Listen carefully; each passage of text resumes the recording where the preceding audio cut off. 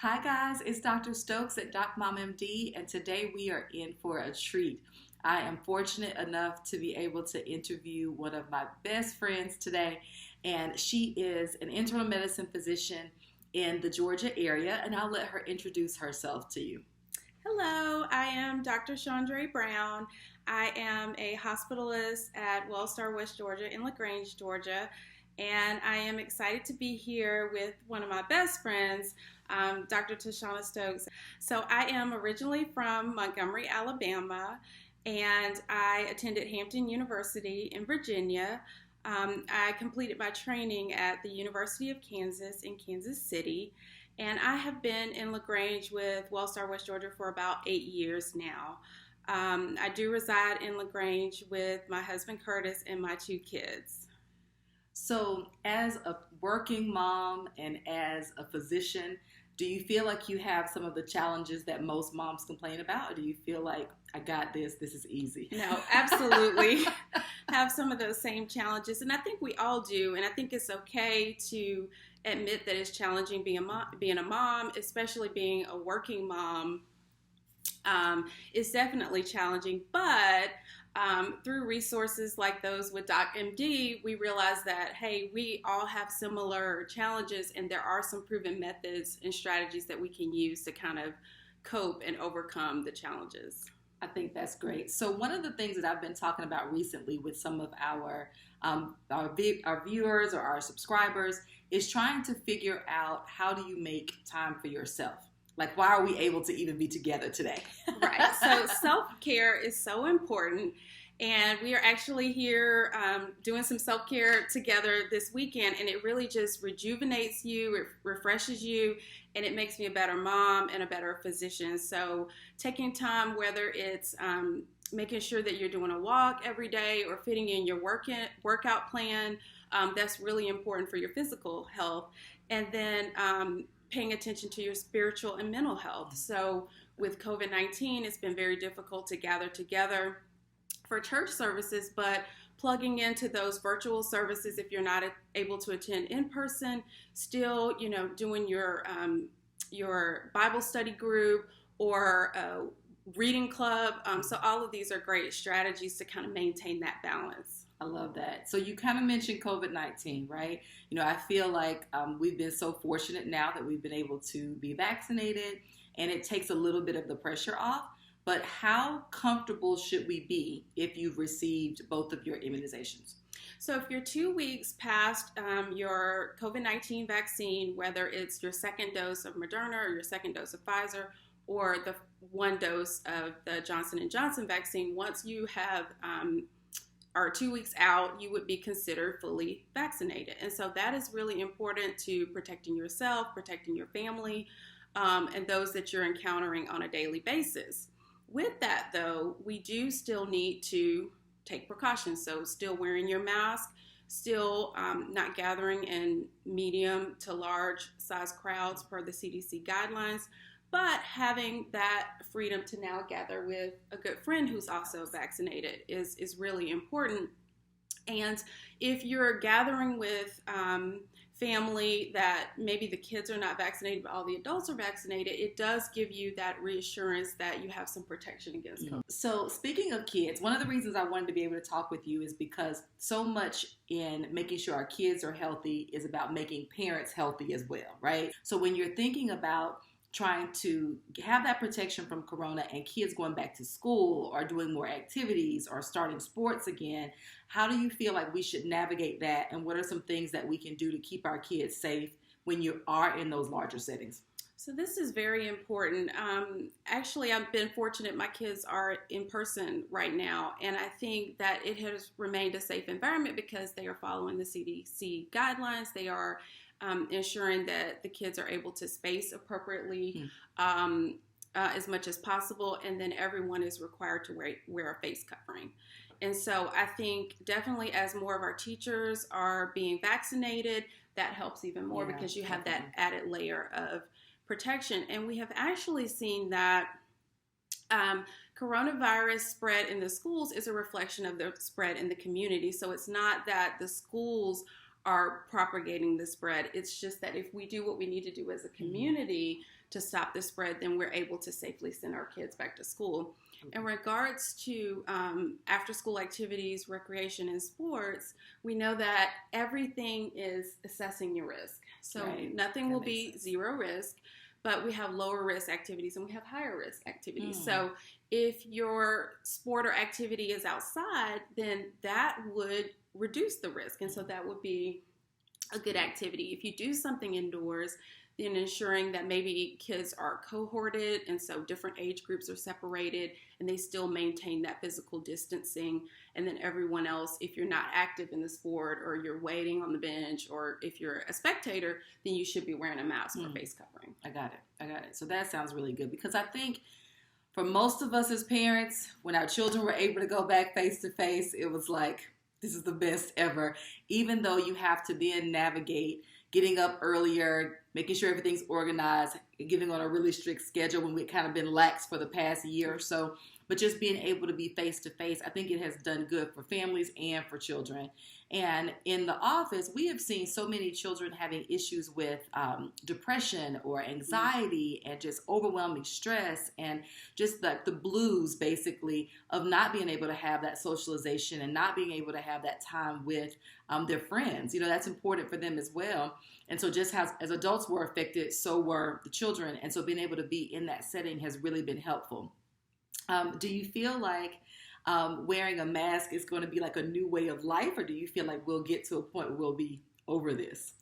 I think for the immediate future and the foreseeable future, unfortunately, masks or face coverings are here to stay for now. But I think it's up to each of us in the community to continue to help combat COVID-19. And so as we band together to do that, maybe at some point we will be able to be more relaxed. That's good. So, you know, I feel like just as the world changes, our children pick up a lot from us as adults. And so our attitudes and our feelings about, you know, the pandemic and how we feel about COVID-19 and the precautions just trickle down to our children. And so just reminding them that we are still in the midst of it, but we are coming out of it is really important, because children, they shouldn't have to think about these things, but they do now. And just trying to make sure that they are aware of it is really important as well. So we are trying during this process to decrease our risk. We talked a lot during this season about comorbidities and how that can make certain populations more vulnerable than others. What are some of those comorbidities and how can we combat them? Yes, in the respect to COVID-19, but just in general to be healthier. Yes. So we know that hypertension or elevated blood pressure, diabetes, obesity, these are risk factors for COVID-19 and actually developing more of a severe illness if you are infected with COVID-19. And so paying attention to preventive care. So if you haven't seen your primary care physician due to COVID-19, now is the time to make sure you're making those appointments, reassess your blood pressure, make sure you're on the right medications. Can you come off medications? Make sure you're maintaining your physical activity. Where are you with your weight loss goals? And then is your diabetes being well controlled? And so all of these are very manageable risk factors that with the help of your primary care provider, you can improve to decrease your risk. Do you have obstructive sleep apnea? Are you being compliant with your CPAP machine? And so all of these are things that we need to, yes, continue our precautions for COVID-19, but make sure that these medical problems that we know that we have in our communities are being addressed. I think that is huge. And one of the reasons I wanted to be able to talk to a primary care physician is a lot of the parents that I see are relatively younger.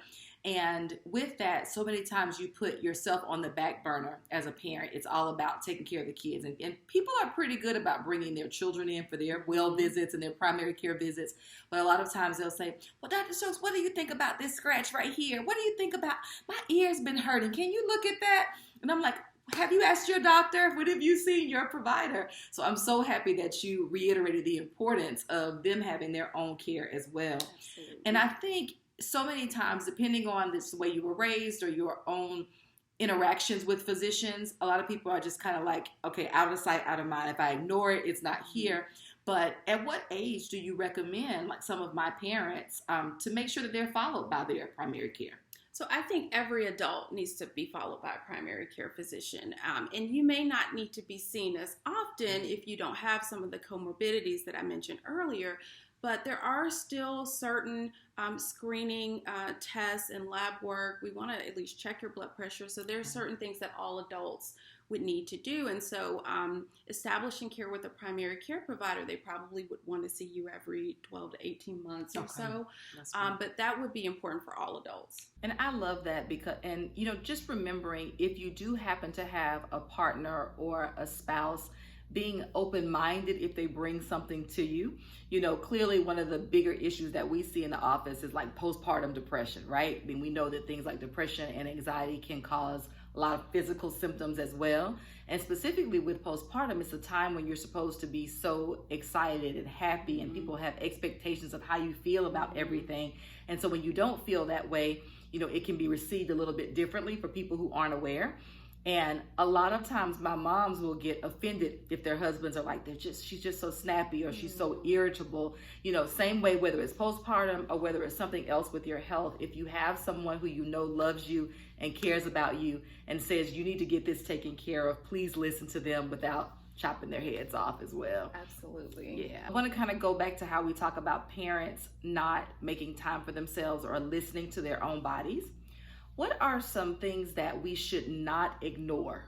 I know that's a little bit tricky because, there's so many things that can happen, but are there some things that should be like a little red flag or a little pause to make us say, hey, maybe I should go get that checked out? Absolutely. So if you're experiencing concerning symptoms like chest pain or shortness of breath, those evaluations should not be delayed. You should be immediately evaluated by a healthcare provider. If you have elevated blood pressure or hypertension and your readings are elevated, you shouldn't put that off. Okay. You should definitely contact your primary care provider and get seen for management. Or if your blood sugar readings are elevated or low, those things all need to be addressed very readily. And then obviously if you're having any fevers or infectious symptoms, then you need to be evaluated by a provider. If you have a wound and it's draining or it smells weird, a lot of these things have been put off with COVID-19, but you need to get back in with your wound care team. And so all of these symptoms would be things that should be looked at very readily. And then if you just don't feel quite right, I always say it's better to be evaluated than to just continue putting it off. And I know as parents, it's easier said than done, because if something happens with one of the kids, we're immediately taking action, but we have to pay attention to ourselves as well, because our best self is needed to be the best parent for our kids. So one of the other things that I see in the office is, I'll talk about health or what is considered healthy. And there are very differing opinions on what is healthy in certain communities, right? So they'll say, oh, I only have soda once a day, or, oh, other families are like, we never drink soda. Like, how would you define just healthy eating or a healthy lifestyle? Absolutely. And there are so many different diet plans. You have the Mediterranean diet, or some people are going keto or pescatarian. And so all of these plans, though, I think emphasize moderation. And so it's not to say that you could never have your kids have Chick-fil-A, right? But certainly I think anyone would agree that having Chick-fil-A every day might not be the best choice. And I think it definitely starts early with these patterns of healthy eating habits that we set for our kids. So I think each family has to assess that. It's important for each family to develop a healthy eating plan that fits their lifestyle. So, but I think stressing moderation, decreasing the intake of any processed foods, focusing on healthy fruits and vegetables, and then lean proteins and fish would be important for almost any healthy diet plan. I love that because, there are some families where they just will not cook. They have to eat out. They're on the go, or they're so busy and they just have not made cooking at home a priority, or they have just chosen not to do that. And so I reiterate what you say, but also making sure that, hey, if you do have to have Chick-fil-A more than once a week, then maybe we can get the grilled nuggets instead of the fried nuggets, or maybe we can get a salad without all the cheese as opposed to the fries every time. And that way you can, yes, you eat out, you may be getting a little bit more grease than you would normally get if you're eating at home, but at least you're making healthier choices along the way. Absolutely. And again, this is no advertisement for Chick-fil-A. No. We love Chick-fil-A. To do it in everything in moderation. Now, as far as certain groups being impacted more than others when it comes to COVID-19, there's been so much that has been sensationalized in the media about that and looking at certain numbers and certain, like we talked about the risk factors, but what is your professional opinion on why it appeared that certain groups were affected more than others? Definitely. So we know that communities of color, African American communities, were some of the hardest hit with COVID-19. And if you look at communities where those people were more so on the front lines, okay, so if you are a clerk in a store, then you're encountering a lot more people. Or if you work at the hospital like I do, then you're definitely you are having multiple contacts with many different families across the community on a daily basis. So that definitely is a risk factor, but it goes back to a lot of the underlying comorbidities. So if you're at higher risk, or if you have the high blood pressure we mentioned, or diabetes, if you're overweight or obese, that did definitely play a role.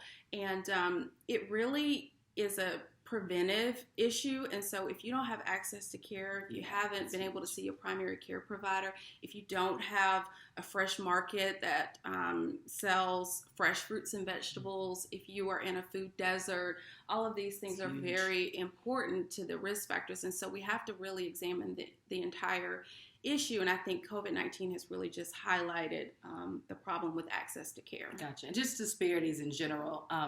I think that's so interesting because, okay, we see that, we look at those numbers, but then you also hear the stories of the healthy 23-year-old who had no underlying issues, who was also, subjected to this horrible disease. Like, so how do we explain that? Like that more of inflammatory response, or what is it? Yes, and those cases are some of the most difficult when you have younger people who succumb to COVID-19, and it probably is due to an exaggerated inflammatory response, and there's no way to really look at you and know who may have that. I know that's been tough for a lot of people. I will say, as far as children are concerned, we have been really fortunate where children, if they have contracted COVID, have done really, really well with it. And again, I would never try to minimize those families that have been impacted significantly. But I think looking at children as a whole, specifically the 12 and under group, have done really well if they do not have those other significant issues, such as like asthma and obesity, which is why weight is just huge. We look at food as fuel, and it has to be something that we consider as medicine every day as well. So if you're feeding your body with a lot of things that aren't healthy, it affects all age groups. And so that's huge, but for not just coronavirus, for other, underlying illnesses as well. So I wanted to talk a little bit about what we have seen in children as far as how well they're able to perform and how much they have learned or not learned when they have been on virtual. So, when everybody went on virtual, the first thing that parents were saying is, I'm not a teacher. I can't do this. They're expecting me to do this and this. And so everyone was in huge upheaval. And then we just kind of came around to the fact that this is what we're going to have to deal with for a while. So in the midst of that, we worry about, have our children gotten behind, or how have they been able to perform, or will they be able to keep up? What's your opinion on that? And what are some things that you think that parents could potentially do to help their children to get where they need to be? So this is an important issue, and I think it will be important for all of us this summer to just kind of do a check-in and see, how did our kids do? I mean, overall, everyone has just done the best that they can with the COVID-19 pandemic, but we don't want their academic success to suffer for being virtual. And so some things that I plan to do with my kids, I have several workbooks, and they have them at many of the stores, inexpensive. And so I'll do these summer bridge workbooks to kind of keep them stimulated and make sure we're still learning, even though it's the summer months. Several areas are still offering day camp with limited capacity and COVID-19 precautions in. There may be some virtual camps.